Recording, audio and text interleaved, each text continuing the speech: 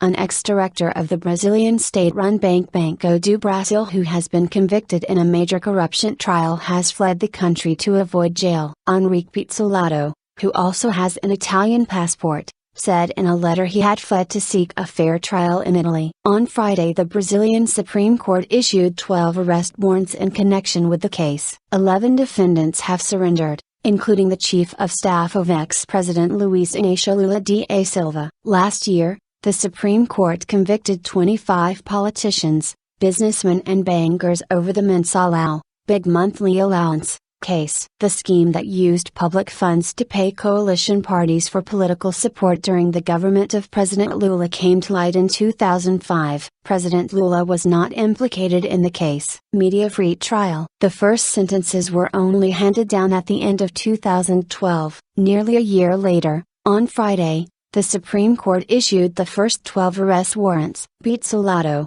an ex-marketing director of Banco do Brasil, was the only one who did not turn himself in. He was sentenced to more than 12 years in jail for money laundering, embezzlement and active corruption. His lawyer released a letter from Pizzolato and said he hoped to get another trial, free of media pressure in Italy. Unable to see a chance of having a trial free of political electoral motivations, I have decided consciously and voluntarily to use my legitimate right to freedom to have a new trial in Italy, in a court that does not submit itself to corporate media impositions, the letter said. José Genuino, a former president of the governing Workers' Party, PT, was the first to hand himself into police. He also released an open letter protesting his innocence and saying he considers himself a political prisoner. With indignation, I abide by the decisions of the Supreme Court. What do the accused me of? There is no evidence, Mr. Genuino wrote. Lula's former chief of staff,